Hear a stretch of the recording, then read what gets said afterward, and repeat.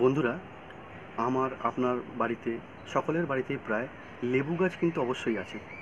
তো বন্ধুরা, লেবু গাছের একটা কমন সমস্যা, যে সমস্যাটাকে নিয়ে কিন্তু আমরা প্রায় বিরক্ত হই, সেই সমস্যাটা নিয়ে আজকে আমরা আলোচনা করব। বন্ধুরা, লেবু গাছের একটা কমন সমস্যা হলো লেবু গাছের পাতা কুঁকড়ে যাওয়া।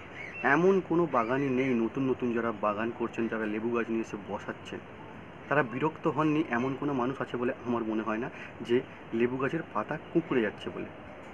বন্ধুরা, লেবু গাছের পাতা কুঁকড়ে যাওয়ার পেছনে কিন্তু অনেক অনেক রকম কারণ থাকতে পারে, কিন্তু সবচেয়ে গুরুত্বপূর্ণ যে কারণে সবচেয়ে বেশি হয় আর কি, সেই কারণটা আমি আপনাদের আজকে বলবো। বন্ধুরা, লেবু গাছের এই পাতা কুঁকড়ে যাওয়ার পেছনে যে কারণটার কথা বলবো আপনাদের, সেই কথাটা আপনারা ভালো করে খেয়াল করে রাখবেন এবং সেই অনুপাতে আপনারা পরিচর্যা করুন। আপনার লেবু গাছ অবশ্যই সুস্থ এবং স্বাস্থ্যবান হয়ে উঠবে। বন্ধুরা, আমি বাচ্চু, আর আপনারা দেখছেন আপনাদের প্রিয় গার্ডেন বিষয়ক চ্যানেল গার্ডেনার ফ্যামিলি। বন্ধুরা, আজকে আমরা জানবো যে লেবু গাছের পাতা কুঁকড়ে যাওয়ার পেছনে কী কারণ আছে এবং সেই কারণটা খুব সহজে আমরা কী করে নিরাময় করতে পারি। চলুন বন্ধুরা, আগে দেখে নিই লেবু গাছের পাতা কুঁকড়ে যাচ্ছে কেন এবং কেমনভাবে কুঁকড়ে যাচ্ছে। চলুন দেখা যাক। বন্ধুরা, লেবু গাছে যখন কচি কচি পাতা বের হয়, তখন এই কচি কচি পাতা কুঁকড়ে যাওয়ার পেছনে সবচেয়ে মূল কারণ হলো লিফ মাইনার নামক এক পোকা।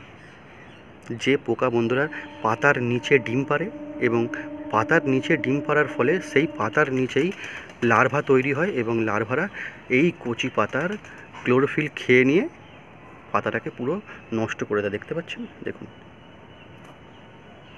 এই ধরনের পাতাটাকে পুরো নষ্ট করে দেয়। এই পোকাকে বা এই জাতীয় রোগকে অনেকে ম্যাপ পোকা বলে থাকেন।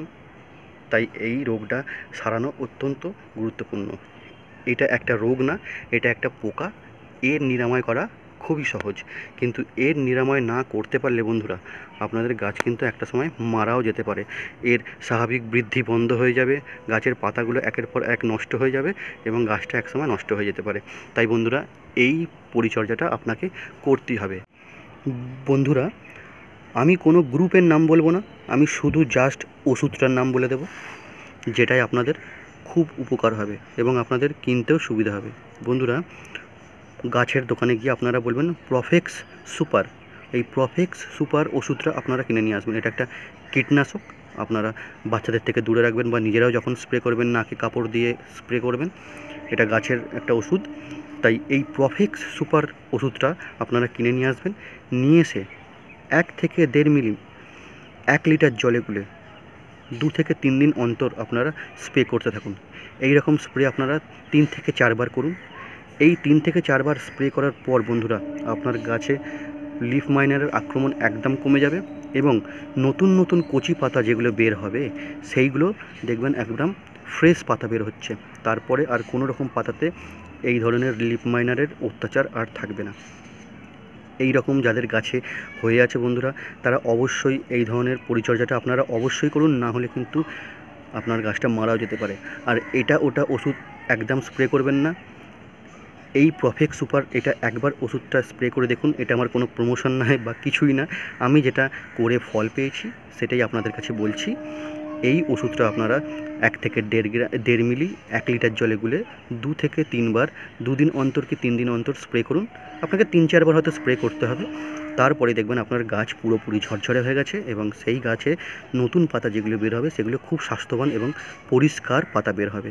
তা বন্ধুরা, এরকমভাবে আপনার গাছকে, যাদের গাছে বিশেষ করে পাতা কুঁকড়ে যাচ্ছে তারা স্প্রে করুন, এবং যাদের গাছে পাতা কুঁকড়ায়ও নেই, কচি কচি পাতা বের হচ্ছে, তারাও সপ্তাহে 1 বার করে বা 15 দিন অন্তর 1 বার করে স্প্রে করুন। তাহলে নতুন নতুন কচি পাতাগুলো আর পোকায় খেয়ে নষ্ট করবে না। এইটা স্প্রে করলে এইতে নানান রকম পোকা তো যাবেই, প্লাস আপনার এই রোগটাও কিন্তু সম্পূর্ণ সুস্থ হয়ে যাবে, নিরাময় হয়ে যাবে।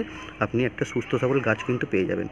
তো বন্ধুরা, এরকমভাবে আপনারা পরিচর্যা করুন। বন্ধুরা, ঠিক যেরকমভাবে বললাম এরকমভাবে স্প্রে করতে থাকুন, দেখুন আপনার পাতা কোঁকড়ানোর রোগ কিন্তু একদম সম্পূর্ণভাবে সেরে যাবে। তো বন্ধুরা, দেখা হচ্ছে পরবর্তী অন্য কোনো ভিডিওতে। ততক্ষণ ভালো থাকবেন, সুস্থ থাকবেন এবং আমার এই চ্যানেলটি যদি আপনাদের ভালো লেগে থাকে, ভিডিওটি যদি আপনার কাজে লেগে থাকে, আপনি অবশ্যই চ্যানেলটিকে সাবস্ক্রাইব করবেন এবং বন্ধুবান্ধবদের সঙ্গে শেয়ার করে দেবেন। ততক্ষণ ভালো থাকবেন, সুস্থ থাকবেন। ধন্যবাদ।